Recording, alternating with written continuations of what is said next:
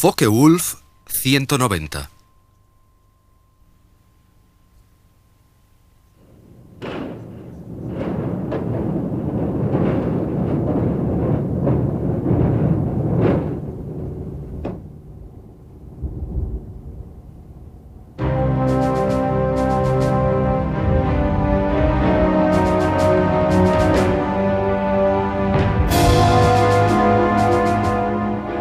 Justo en las afueras de Phoenix, Arizona, se encuentra el Museo Champlain de aviones de caza, que cuenta con una magnífica colección de aviones históricos.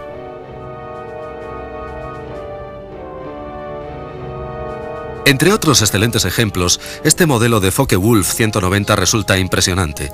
Es un inmaculado ejemplar de uno de los más grandes aviones de la Segunda Guerra Mundial. Reverenciado por los pilotos de ambos lados, el FW-190 en sus múltiples versiones prestó servicio en todos los frentes donde luchó la Luftwaffe desde 1941 en adelante. Algo destacable del 190 es que, a pesar de su éxito, en principio fue un avión que nadie quería, siendo visto como una especie de póliza de seguro que nunca debería ser utilizada. Pero bastante antes del final de la guerra, se convertiría en la espina dorsal de las unidades de caza, siendo constantemente mejorado y modificado.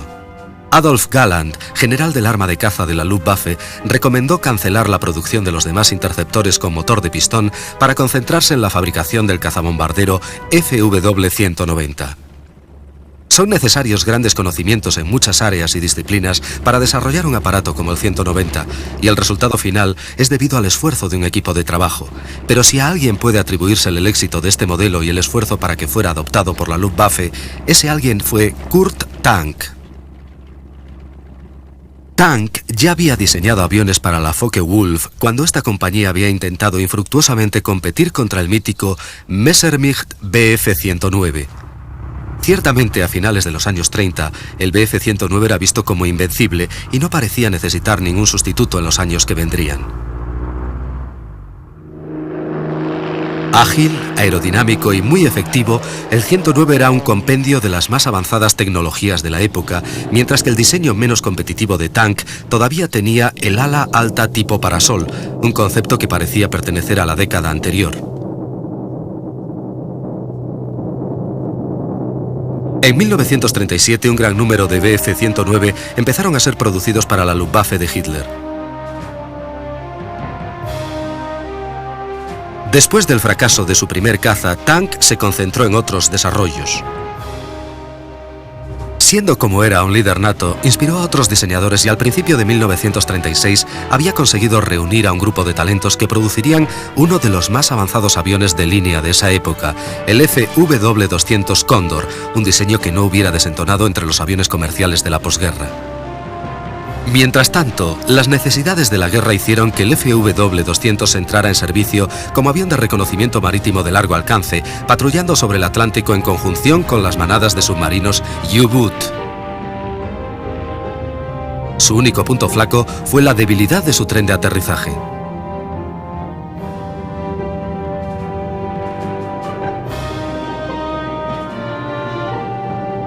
Otro ejemplo de la creatividad de Tank fue el Focke-Wulf 189, apodado el Búho, un bimotor triplaza de reconocimiento y apoyo directo cuya célula acristalada recordaba un invernadero volador. Pese a su estructura realmente ligera, el Búho demostró una extraordinaria resistencia. En más de una ocasión, regresaron búhos a sus bases faltándoles grandes porciones de planos y cola, arrancados por aviones soviéticos que intentaron derribarlos por colisión. Muy apreciado por todos los que lo volaron, este simple y efectivo diseño estaría en servicio a lo largo de toda la Segunda Guerra Mundial, siendo probablemente el mejor de su clase en ambos bandos. En 1937, la guerra todavía parecía lejos y Alemania empezaba a descubrir su recién conseguida prosperidad. El Tercer Reich había traído orden y un renovado sentido de orgullo nacional a una nación que había sufrido las durísimas condiciones de los leoninos tratados posteriores a la Primera Guerra Mundial, a la que siguió una tremenda depresión económica. Pero ahora tenían una motivación y unos planes concretos. Planes de una nueva Alemania con unas fronteras mucho más amplias y planes para una nueva Luftwaffe. Gran parte del éxito del Messerschmitt Bf 109 fue debido a su motor Daimler-Benz Serie 600, una brillante muestra de ingeniería. Tenía una configuración de 12 cilindros en V invertida dispuestos en 2 líneas. Este diseño seguía las tendencias de la época, que consideraban que un motor largo y estrecho ofrecía una silueta más aerodinámica que permitiría al avión ser más rápido. La serie 600 fue utilizada también en el caza bimotor Messerschmitt Bf 110, ofreciendo las mismas ventajas de baja resistencia al avance que permitía ganar velocidad, ya que el diseño de un caza es una continua lucha por obtener mayor velocidad.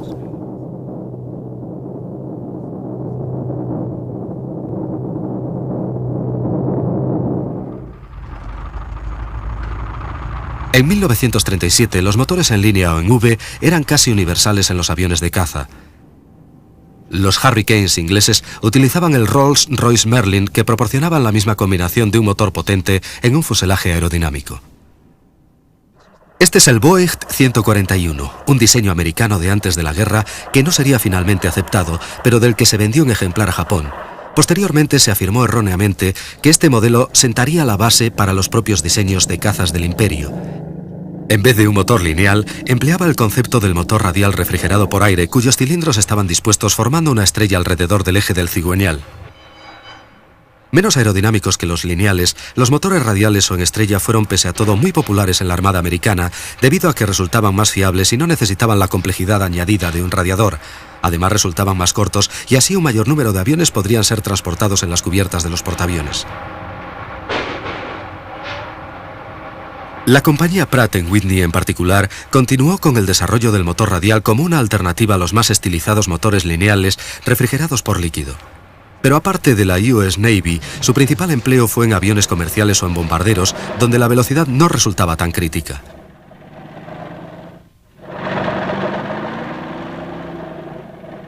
A principios de los años 30, algunos de estos robustos motores radiales de Pratt & Whitney fueron vendidos a Alemania, siendo posteriormente fabricados bajo licencia por BMW. A pesar del éxito del Messerschmitt Bf 109, seguía habiendo quienes en la Luftwaffe insistían en la necesidad de un segundo modelo de caza. Daimler-Benz sencillamente ya no podía producir más motores y por esta razón se aceptó un diseño de Focke-Wulf como respaldo, ya que utilizaba un motor radial de BMW del que existía una menor demanda. Kurt Tank y su equipo habían sustentado sus teorías en diferentes fuentes. Primeramente se fijaron en el avión de carreras H-1 diseñado por Howard Hughes, que utilizaba un motor radial, con lo que carecía de una silueta afilada, pero la potencia desarrollada por la planta motriz, junto con otros refinamientos aerodinámicos, dio como resultado uno de los aviones más veloces de su época. Tank resultó muy impresionado por este diseño, que además incorporaba un ancho tren de aterrizaje para hacer más seguras las tomas de tierra.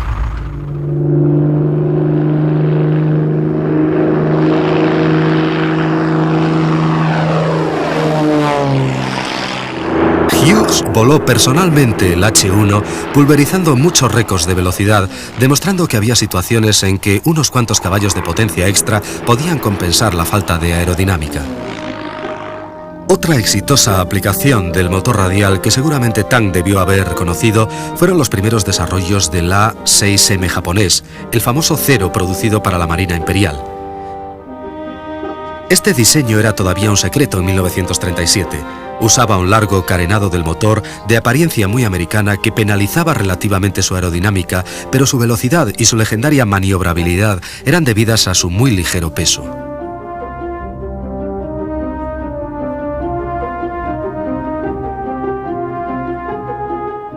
Esta reducción de peso tenía un precio.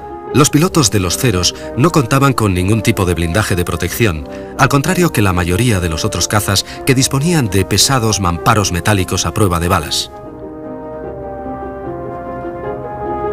Otras características también fueron sacrificadas, como los depósitos de combustible autosellantes que hubieran podido dotar a los Zeros de mayor seguridad a cambio de un incremento de peso.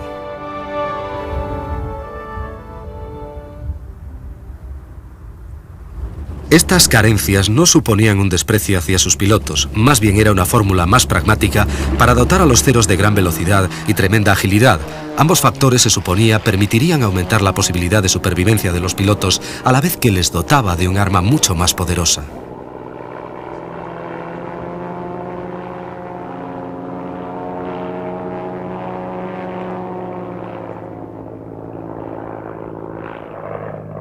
La fórmula del cero fue un éxito y demostró que con un poco de imaginación era posible emplear motores radiales y además obtener altas velocidades. La cuestión era cómo realizar esto en un avión completamente metálico y respetando las medidas de seguridad modernas.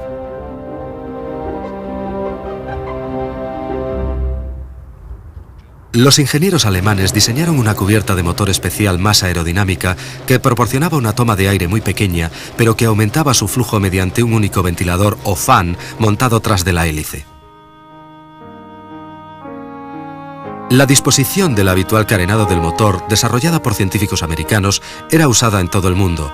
Resultaba bastante efectiva, pero no había duda de que reducía la velocidad.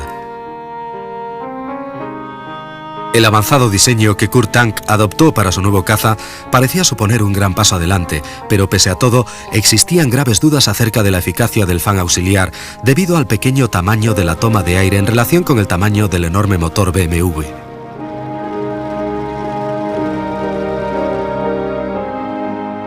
De lo que no hay duda es que el avión que colocó Kurt Tank tras el motor resultó ser extremadamente aerodinámico, resistente y a la vez de construcción sencilla. El Focke-Wulf FW-190 era una obra maestra del diseño. A principio de 1939 las plantillas y herramientas para el montaje del 190 estaban ya preparadas, pero desde el principio el plan no era simplemente fabricar un avión apto para la producción en masa, sino que ésta debía estar muy repartida entre muchos subcontratistas, de los que cada uno realizaría solo componentes específicos, pero en grandes cantidades. Incluso en 1939, bastante antes de que Alemania sufriera los efectos de los grandes raids de bombardeo aliado, el alto mando alemán había previsto las ventajas de una producción en serie a través de un sistema descentralizado de pequeñas fábricas de suministros que podrían seguir entregando sus aviones, mientras que resultarían un blanco muy escurridizo para los enemigos del Reich. Antes del final de la guerra, los componentes del FW-190 eran producidos en no menos de 24 puntos diferentes. El modelo no era especialmente ligero. Su peso máximo al despegue resultó ser de casi 5.000 kilos frente a los aproximadamente 4.000 del Messerschmitt. Pero este peso extra supuso un avión más duro y resistente, lo que permitió al FW-190 sobrevivir en las condiciones de combate más extremas.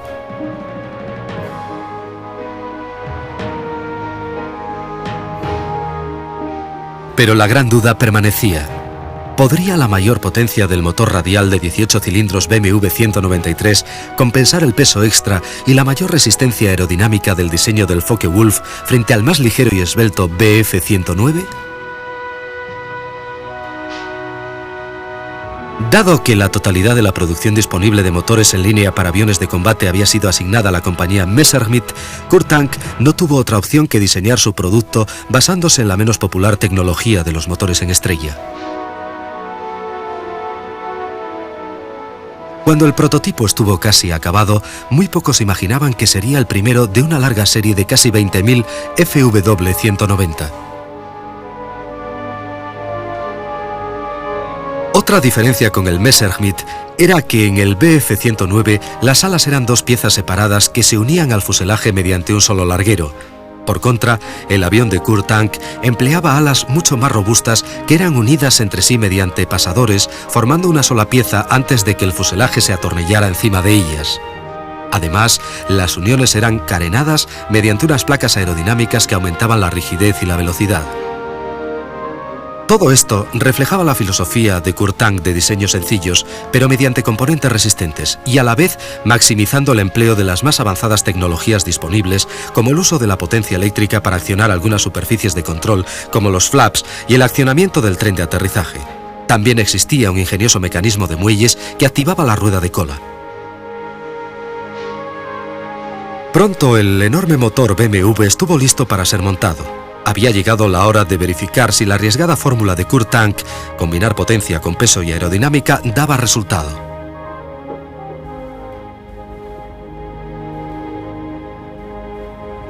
El 1 de junio de 1939, con el piloto de pruebas de Focke-Wulf Hans Sanders a los mandos, el primer 190, conocido como V1, carreteó por la pista del aeródromo de Bremen para poner a prueba aquella teoría.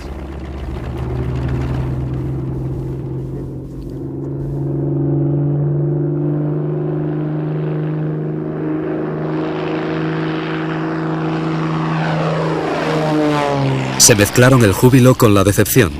Sanders pronto descubrió que el 190 disfrutaba de una excelente maniobrabilidad y que la potencia extra compensaba de sobra el exceso de peso, pero el sistema de refrigeración sencillamente no funcionaba.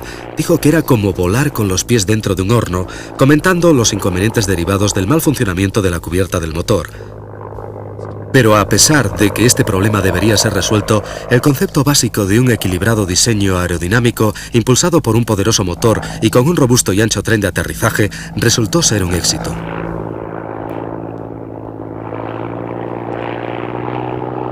Como pasa con todos los prototipos, llevaría más tiempo perfeccionar la idea y más tiempo aún introducir todas las mejoras en la fase de producción.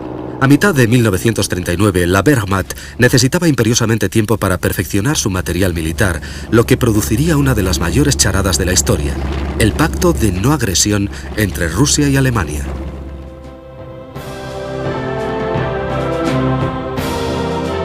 Dadas las claras ambiciones nazis de expandirse hacia el este y la gran diferencia entre los idearios políticos de Hitler y Stalin, el pacto de no agresión, firmado en el verano de 1939, estaba sin duda destinado a ser papel mojado.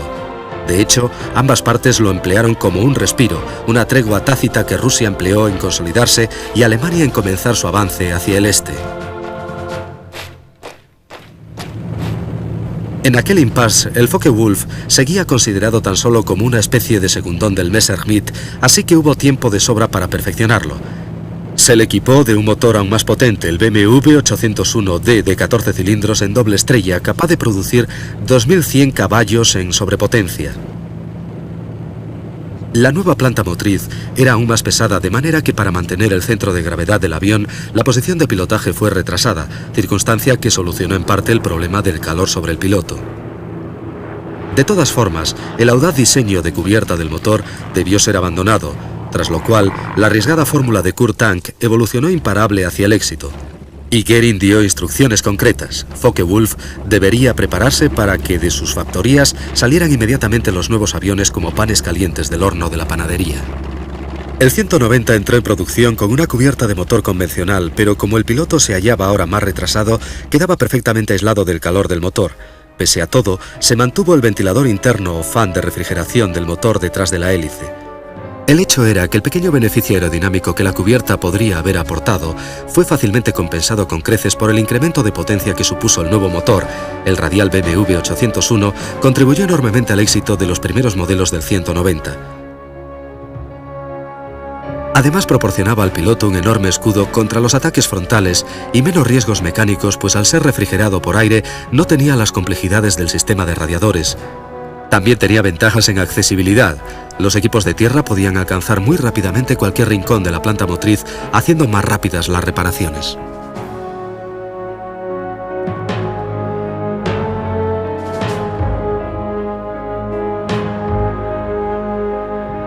Existían otras ventajas sobre el Messerschmitt. El FW-190 tenía una cabina elevada que ofrecía al piloto una perfecta visibilidad en todas direcciones, ya que en una emergencia la cubierta transparente podía ser volada mediante unas cargas explosivas.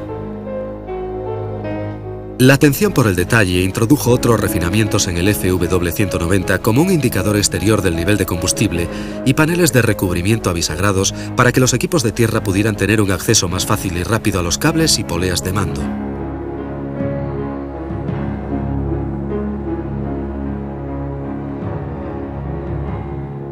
Incluso existía un refuerzo sobre el ala que servía de plataforma para que mecánicos y pilotos no abollaran los delgados paneles del recubrimiento del ala.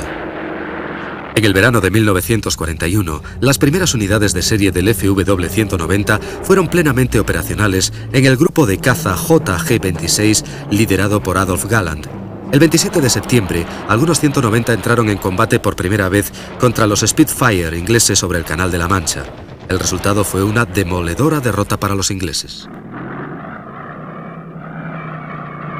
Otra grave amenaza para la RAF, que además veía como Messerschmitt había continuado mejorando el Bf-109 con los modelos F y G. Mientras en la Luftwaffe se había abierto el debate sobre cuál era el mejor tipo de caza alemán. Al final resultaba ser una cuestión de gustos. Werner Seiss, un piloto de la Luftwaffe, explica: me gusta mucho el 190. Era mucho mejor avión que el 109. Podía virar más cerrado, volar más rápido, más alto. Podías hacer cualquier cosa con el 190. Era maravilloso. El único problema del 190 era que al carretear en tierra y durante el despegue no podías ver demasiado. Aquel enorme motor en estrella te quitaba toda la visión, pero al final te acostumbrabas. Solo era cuestión de poner más cuidado, pero en vuelo era realmente muy bueno.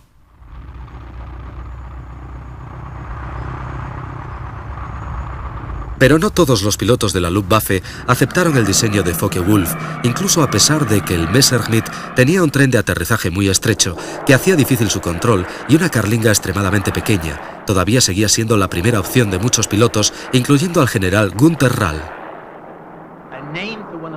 Yo diría que el 109 era como un estoque, mientras que el 190 era un sable. El 109 era rápido como un cohete, pero el 190 tenía un buen armamento. Tenía 4 tubos alrededor del motor, muy cerca de él, de manera que el récord de derribos en un solo día, como los 13 o 14 que consiguió Novotny, fueron con el 190.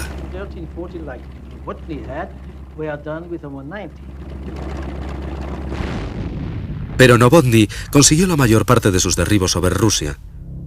Tan pronto como el 190 entró en servicio, Hitler hizo su movimiento final hacia el este en un ataque sorpresa contra los mal preparados soviéticos. La Operación Barbarroja destruyó literalmente la fuerza aérea rusa. Los pocos aviones que quedaron estaban obsoletos, con tripulaciones mal entrenadas. Así los resultados contra el sofisticado FW-190 eran predecibles.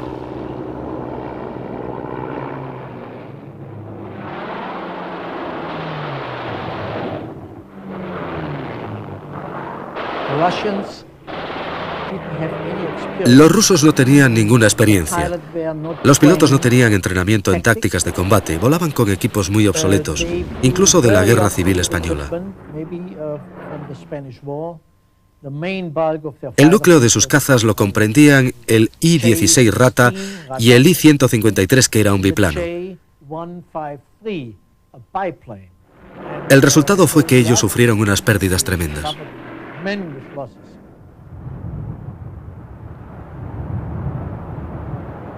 En diciembre de 1941, en la otra parte del mundo, Japón, aliado de Alemania, también se estaba preparando para un éxito espectacular.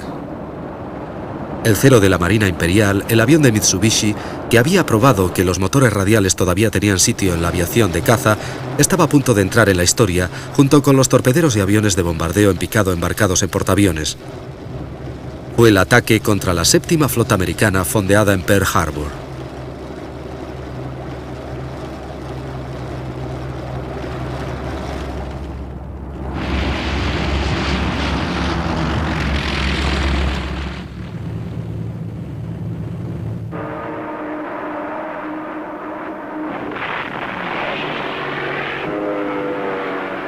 Al no encontrarse los portaaviones en el puerto, el ataque resultó impresionante, pero no definitivo.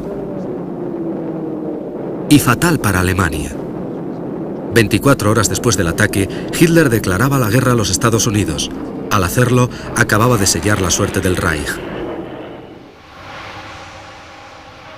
La capacidad productiva de América era enorme y solo unos meses después, a comienzos de 1942, hordas de enormes bombarderos cuatrimotores como el Boeing B-17, Fortaleza Volante, despegando desde bases en Inglaterra, empezaron a desarrollar la teoría del bombardero estratégico a gran altura. Empleando potentes turbocompresores, los B-17 operaban sobre Alemania en el enrarecido aire por encima de los 10.000 metros, donde el motor radial de los FW-190 estaba al límite de sus posibilidades. Ahora, a la defensiva, la Luftwaffe necesitaba un interceptor de alta cota, un avión que usualmente empleaba motores lineales como el Daimler-Benz, que todavía seguía monopolizado. Pero Kurt Tank resolvió el problema de una manera diferente.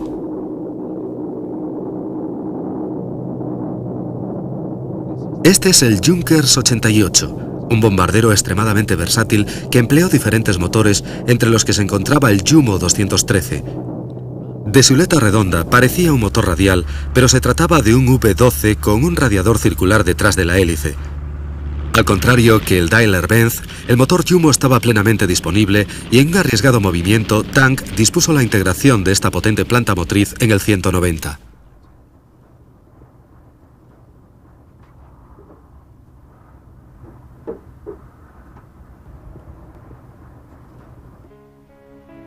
Con esta combinación de un motor de bombardero en la célula de un caza, Focke-Wulf empezó a desarrollar el que bien pudiera haber sido el mejor caza a pistón de la Segunda Guerra Mundial.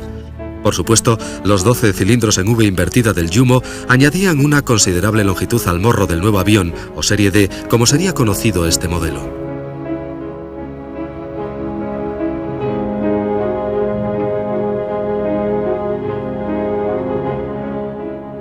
El incremento de potencia y la capacidad de volar a gran altura convertirían más tarde al FW-190 de morro largo en el más respetado de todos los cazas alemanes. Durante el desarrollo de la serie D, Focke-Wulf tuvo que afrontar los mismos problemas que surgieron en el prototipo original. Al poner mayor peso delante del ala, era necesario retocar la parte trasera para preservar el equilibrio y la posición del centro de gravedad. La solución de Tank fue simple. Sencillamente alargó 25 centímetros la parte trasera del fuselaje a base de paneles intermedios huecos.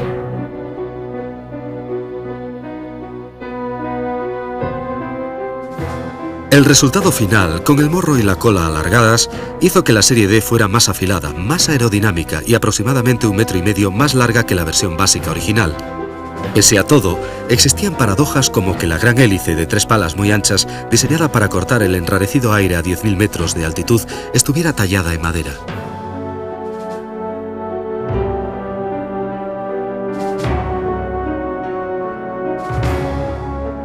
La serie D disfrutaba también de muchas de las características ampliamente probadas en el diseño original de 1940. Las alas, cabina y el tren de aterrizaje eran los mismos que en la versión de morro corto con motor radial y que todavía seguía en producción. Ambos tipos empleaban el mismo sistema de control de vuelo extremadamente avanzado para su época.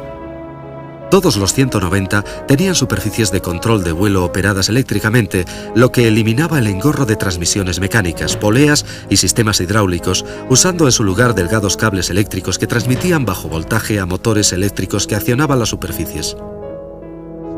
Estos cables estaban menos expuestos a los daños producidos por el enemigo. Debido a ello, la batería resultaba un componente vital e iba alojado en un compartimento blindado tras el piloto.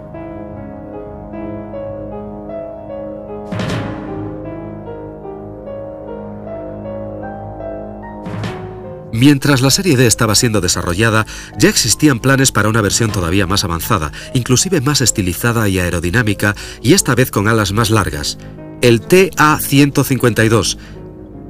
Este modelo llevaba la inicial T en honor a su diseñador, en lugar del de la compañía que lo fabricaba. Un extraño privilegio dentro de la nomenclatura aeronáutica y único en el caso de Alemania. Pero estaba claro que Kurt Tank no era un diseñador cualquiera.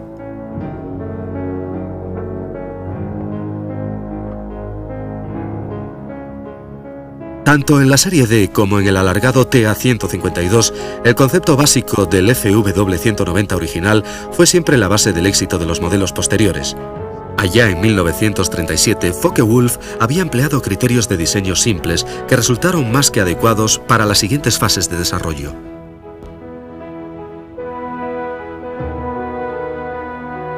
De cualquier modo, por muy buena que fuera la nueva generación de cazas de alta cota, llegaron demasiado tarde al conflicto.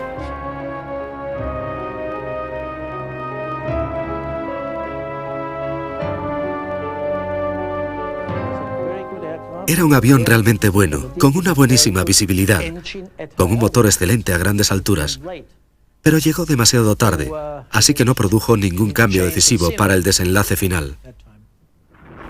Además, los avances de los rusos estaban cambiando la situación en el este. Fue una sorpresa para nosotros el descubrir que ellos habían sido capaces de establecer una línea de producción fuera del alcance de nuestros bombarderos, que estaba detrás de los montes Urales, o cerca de ese área, y de la que salía una enorme cantidad de aviones. Desarrollaron aviones mejores, todos esos MiG-Jack eran muy buenos y pilotos mejor entrenados. Y después de 1942 en adelante, formaron esas unidades de élite, los regimientos de guardias rojos. Y al menos en mi área, uno podía identificarlos debido a que pintaban todo el morro del avión, desde la cubierta del motor hasta la cabina. Así podíamos identificar a la élite, a los que eran los verdaderos oponentes. Una nueva generación de pilotos rusos, junto a aviones mucho más avanzados, podrían ayudar a empujar la marea contra Alemania.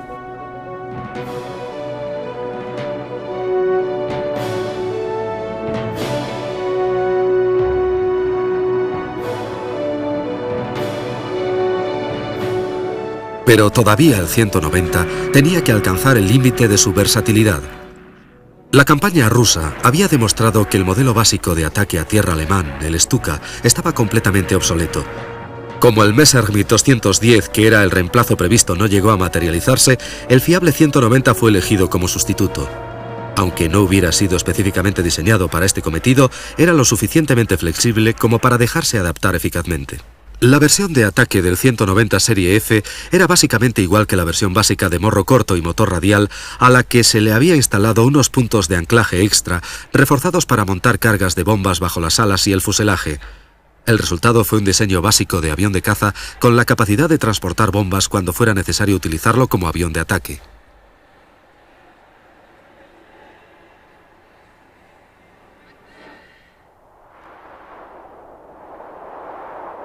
Pero la versatilidad no siempre es la clave. La guerra en el este continuaba y los pilotos alemanes tenían ya que competir contra aviones rusos muy especializados, como el Ilyushin IL-2 Stormovik, que se reveló como un verdadero problema para los cazas FW-190. El IL-2 era un avión condenadamente bueno, muy duro de derribar porque estaba pesadamente blindado tanto por debajo como por detrás. Además tenía un artillero que disparaba hacia atrás, con lo que hacía muy difícil el que apuntaras con precisión suficiente como para derribarlo. Y era corriente que muchos pilotos de FW-190 descargaran completamente toda su munición y a pesar de eso los IL-2 seguían volando.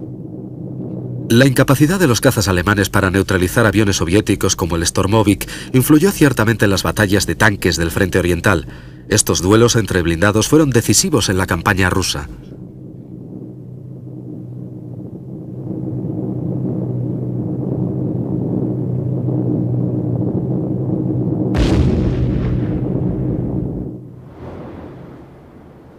A los problemas de los alemanes en el aire se unían las inmensas cantidades de munición aliada que estaban siendo transportadas por mar desde el sur, en una campaña para asegurar que Rusia no careciera de nada en la lucha contra Alemania.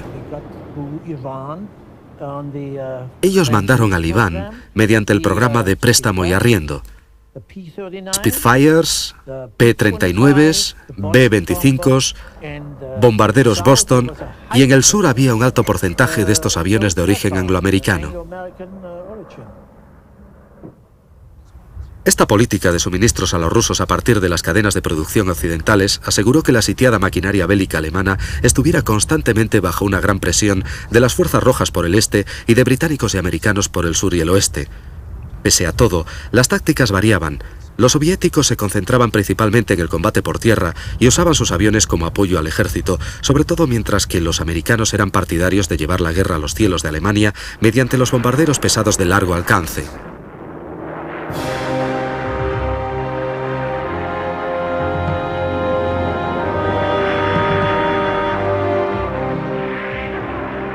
A finales de 1944, los bombardeos diurnos americanos estaban presionando mortalmente a las defensas de caza de la Luftwaffe. Los Messerschmitt 109 y todas las versiones de FW-190 fueron concentradas en esta tarea en un intento de parar la constante marea de B-17 y Liberators que llevaban la destrucción al territorio alemán. El éxito de los bombarderos americanos solo era posible si estos conseguían desbordar las defensas alemanas. Para lograr este objetivo, primeramente, los americanos emplearon cazas de escolta de muy largo alcance y alta velocidad para proporcionar protección lo más dentro posible sobre Alemania. En segundo lugar, los bombarderos se agrupaban muy juntos en las llamadas tight box o cajas compactas que permitían a los artilleros concentrar una inmensa cantidad de fuego defensivo contra los cazas alemanes. Así, los bombarderos americanos continuaron sus misiones concentrándose sobre blancos estratégicos de la industria bélica alemana, fábricas de munición, refinerías y sobre todo las fábricas de aviones. La teoría que sustentaba el bombardero estratégico americano era el tratar de evitar que el enemigo fabricara armamento, devastando directamente sus fuentes de producción, como la forma más eficaz de hacer la guerra. Pero esto solo funcionaría si el enemigo fabricaba sus armas en una forma convencional, y no era así como Kurt Tank había organizado la producción de los FW-190.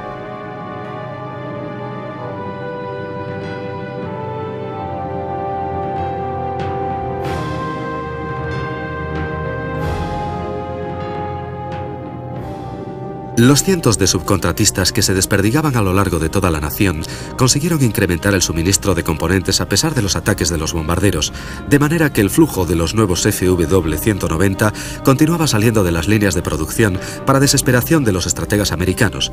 El coronel de la inteligencia aérea Fred McIntosh nos explica.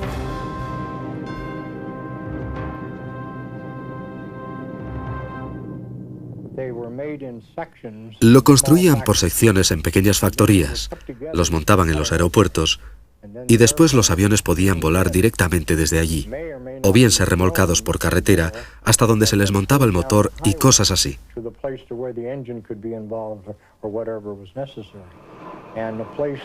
De esta manera, cualquier fábrica familiar de muebles de calidad o talleres de maderas podían estar fabricando, por ejemplo, los conjuntos de cola de los aviones.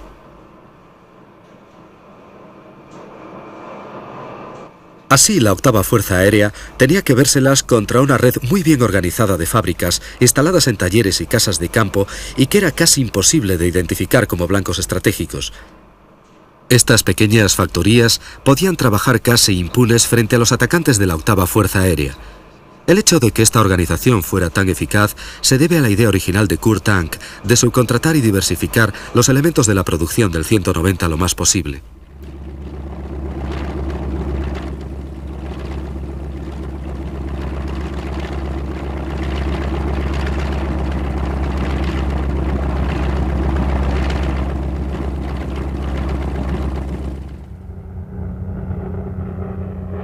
Incluso cuando la guerra estaba llegando a su inevitable conclusión, el diseño básico con motor radial del 190 era todavía un muy serio adversario para cualquier cosa que los aliados pudieran poner en el aire. Los diseños aliados se habían ido perfeccionando, aviones como el Republic P-47 Thunderbolt, que también había sido basado en un motor radial, llegaban cada vez en mayor número y con pilotos mejor entrenados.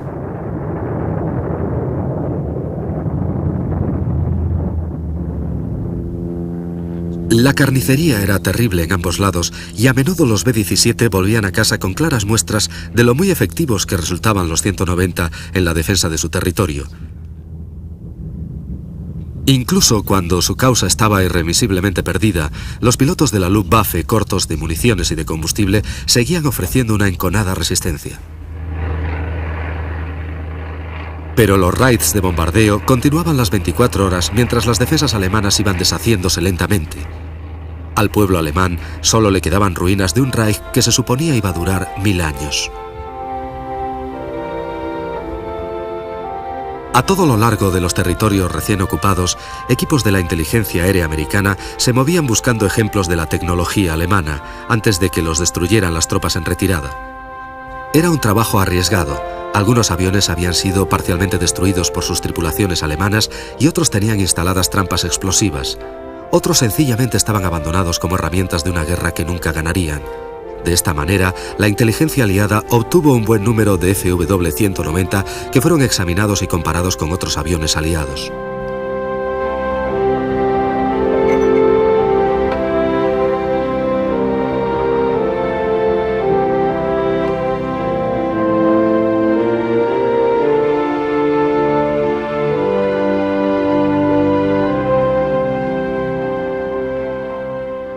Por supuesto, los aliados habían capturado anteriormente algún que otro FW-190, de manera que ya tenían una idea clara de la filosofía del diseño del avión, pero ahora se trataba de un material muy abundante y técnicos expertos de las fábricas americanas pudieron volar los aviones alemanes y obtener información de primera mano.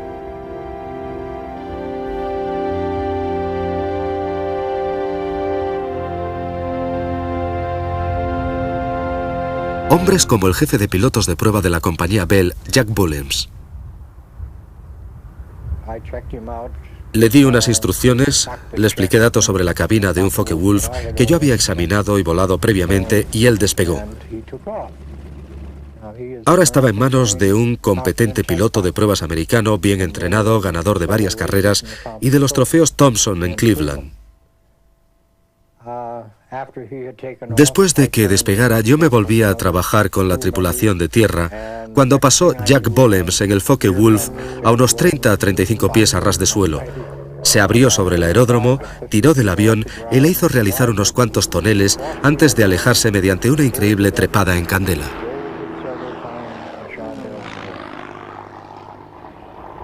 ¿Dónde están ahora esos aviones? De unos 20.190 construidos, solamente unos pocos sobreviven actualmente. Aquí, en el Museo del Aire de Texas, en Harlingen, cerca de la frontera mexicana, existe uno de los pocos supervivientes 190 de morro corto. A pesar que muestra los efectos del paso del tiempo, su clásico perfil es todavía impresionante. Una silueta simple conformada alrededor de un potente motor radial que todavía agrada la vista de los aficionados. Pero son los historiadores los que realmente conocen lo destacado que fue este aparato y esperan la oportunidad de volver a verlo volar.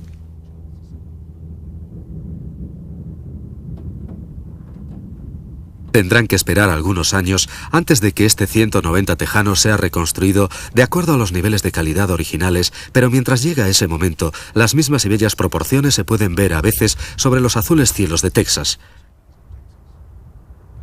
David D. Jones, restaurador de aviones, nos habla de su pasión y del curioso avión que ha construido.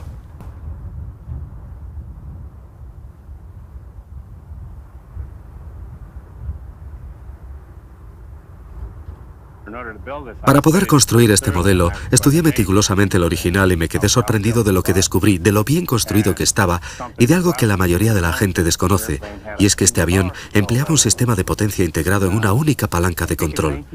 Yo sabía que en 1980 u 81, la Woodward Governor Company había construido un sistema de control muy parecido para la Beechcraft, así que les pregunté si podría utilizar uno de sus sistemas de control en este avión, y se quedaron muy sorprendidos cuando les conté que la Focke-Wulf había empleado un sistema de control idéntico en 1939.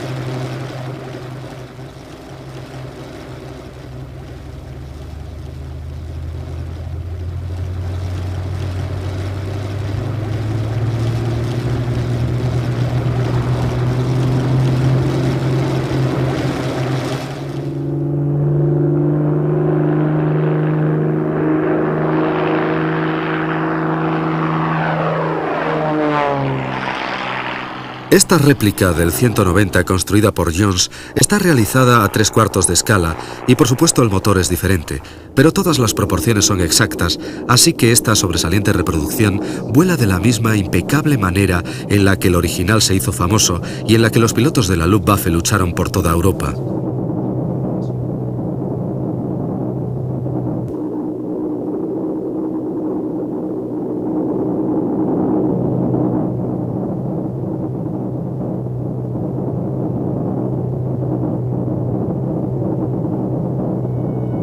A lo largo de toda su carrera, Kurt Tank produjo muchos otros diseños como el bimotor TA-154, un caza fabricado completamente en madera para enfrentarse al mosquito inglés. Después de la guerra quedaban pocas oportunidades para él en su patria, así que emigró a la India, donde sentó los cimientos de la industria aeronáutica de ese país, introduciendo la tecnología de los motores a reacción. Continuó trabajando hasta su muerte.